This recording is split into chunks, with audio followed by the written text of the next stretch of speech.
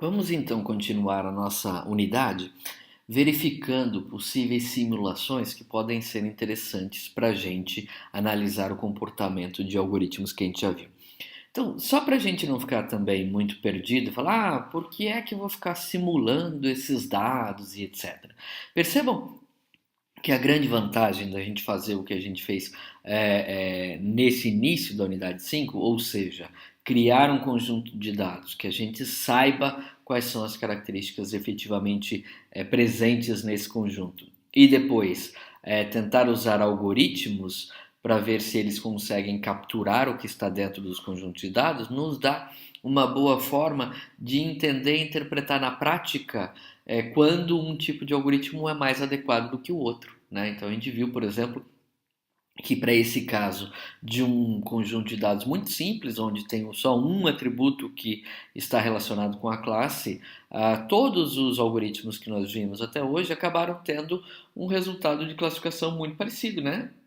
Se eu tinha um número razoavelmente grande de instâncias, quando eu coloquei 10.000 instâncias no meu conjunto de dados, os quatro algoritmos que nós tentamos ou testamos, eles trouxeram classificação próxima dos 99% de acerto, que é o que era possível com aquele conjunto de dados. Muito provavelmente, se eu pusesse lá 1 milhão de instâncias e rodasse os quatro, eles iam aproximar-se ainda mais do 99. Então, se vocês se lembrarem, a gente acabou de ver que temos classificações na casa de 98,9% de acerto. Né? Então, se eu subisse a quantidade de dados ou de instâncias de treinamento, isso tende a chegar cada vez mais próximo da distribuição original, ou seja, daquilo que é a característica correta do meu conjunto de dados.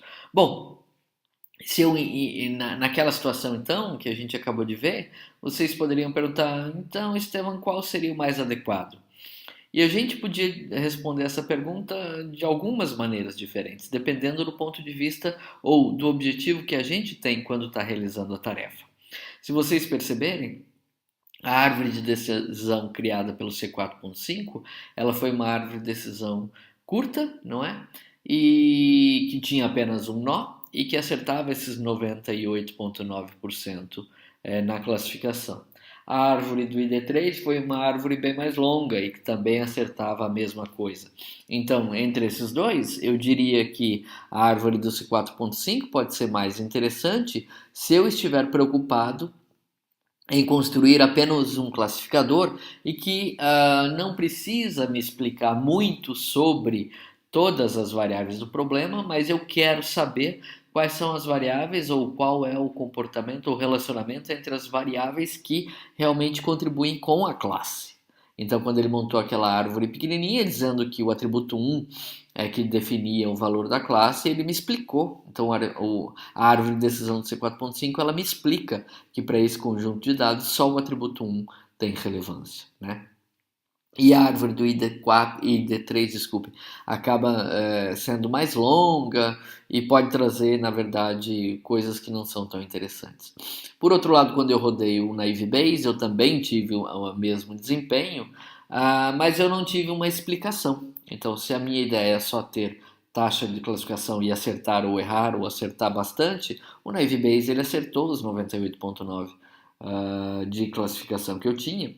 E quando eu criei a rede Bayesiana, além de acertar, ela me deu uma explicação sobre os dados, e essa explicação sobre os dados da rede Bayesiana, ela vai um pouco além daquilo que é a explicação da árvore do C4.5.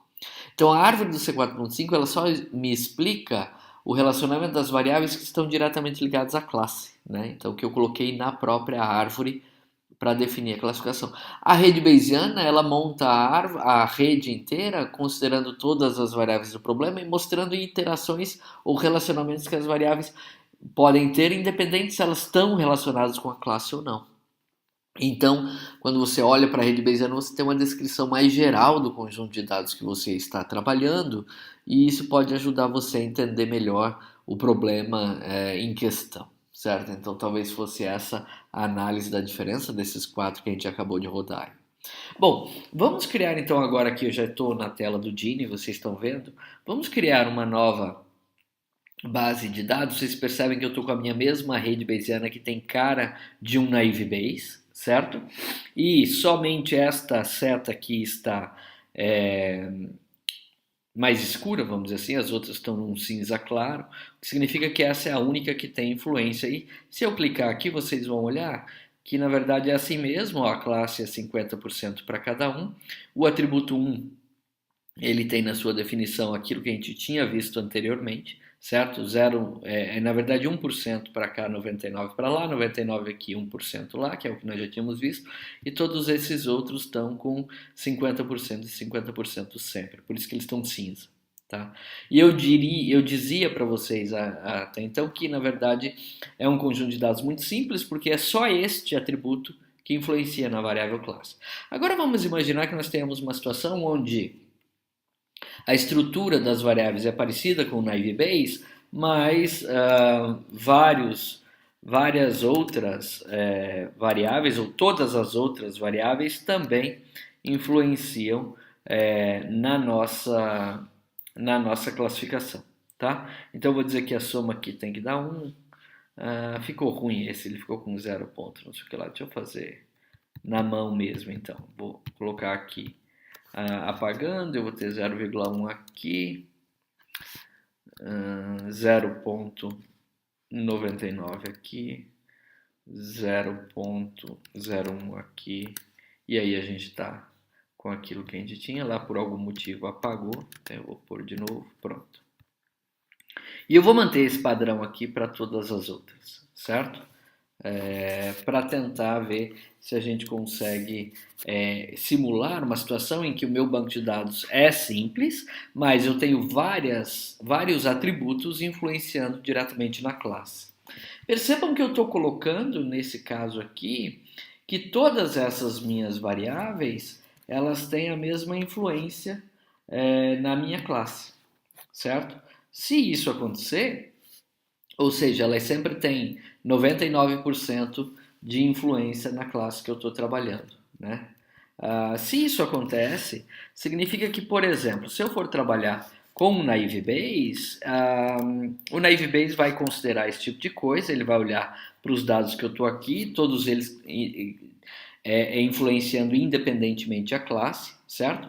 Mas se eu for olhar para a construção da árvore de decisão, que vai acontecer para um conjunto de dados igual a esse, percebam que o que pode acontecer é que a minha árvore de decisão, quando for procurar qual é a variável mais relevante para a classe, a variável mais relevante para a classe vai ser qualquer uma dessas 5, certo? Opa, eu errei aqui, então ele me avisa que a soma tem que dar 1, não pode passar de 1, certo? Isso é um dos axiomas da probabilidade, né? Isso tem que ser respeitado, ótimo. Então percebam que como eu estou colocando a definição de todas as variáveis iguais, né? O que vai acontecer quando eu for aprender a árvore de decisão é que a árvore vai calcular um ganho de informação ou uma razão de ganho que vai tender a ser muito parecida para esses 5 atributos. Então, qualquer um que ele coloque como raiz da árvore vai poder, na verdade, ter o mesmo desempenho. Alguma variação muito pequena vai acontecer por conta de aproximações, né? Por conta do número de exemplos que eu vou trabalhar. E só para fazer esse teste, então, deixa eu mostrar esses nossos nós agora numa visão de gráfico aqui de barras, certo? Igual a gente via anteriormente, só para a gente poder olhar na prática algumas atualizações automáticas e ver como é que a inferência vai se comportar aqui para esses dados. Então, se eu pedir para a minha rede ser atualizada sempre, inicialmente isso está assim, certo? Mas se eu disser, por exemplo, que eu sei que o atributo 2 é estado 0, veja que mudou a probabilidade em todo mundo nessa história. E aí eu posso ir dizendo que eu vou sabendo o que é que acontece e isso vai sendo propagado e assim por diante. Né? Então é assim que vai funcionar essa nossa rede Bayesiana. Eu vou limpar as evidências de todo mundo aqui, só para deixar isso igual o estado original que a gente tinha. Pronto, então está todo mundo com 50% de novo, tá? E eu vou gerar dados para a gente trabalhar. Então, a geração dos dados eu vou fazer as duas coisas, eu vou gerar dados com as variáveis Bom, vou gerar dados lá no nosso conjunto, na nossa pasta, que é a pasta que a gente tem trabalhado já, das árvores de decisão, certo? Essa aqui vai ser para mim a rede naive base, tá? Vou salvar isso. Ah, não, desculpa, isso aqui é o conjunto de dados. Então eu vou usar o mesmo nome que a gente vinha usando antes, só que rede bayesiana com todas as variáveis relevantes aqui, né? Com todas variáveis relevantes. E suponha que eu vou gerar 10.000. Vou gerar os dois casos. Vou gerar um caso com 10 instâncias só para a gente analisar o funcionamento, certo? Aqui eu vou tirar isso porque percebam que como aqui estava marcado, ele perguntou se eu queria gerar só para esse dado. Não, eu quero gerar para todo mundo. Como o meu nome lá está para 10, eu vou deixar só 10. Eu vou marcar aqui como separador sendo a vírgula. Eu vou deixar o cabeçalho para o ECA poder converter automaticamente para mim e vou gerei os dados, tá? Só para a gente relembrar aí o que acontece quando ele gera esses dados, ele gera isso aqui, certo? E agora eu vou aproveitar que eu já estou com a mão na massa aqui, e vou gerar também o mesmo conjunto, só que agora para 10.000, igual a gente tinha feito no exercício anterior, ou no exemplo anterior, certo? Ali ficou só 1.000, 10.000. Ok, gero para todo mundo, ok, perfeito. Bom, eu vou abrir agora isso lá no ECA e vamos tentar fazer essa análise de qual a diferença, lembrando então que neste conjunto de dados a gente sabe que todas as variáveis são condicionalmente independentes dada a classe. Então a gente espera que o Naive Bayes vá bem nesse tipo de rede ou de dados que tem essa característica, certo? Vamos abrir então o ECA.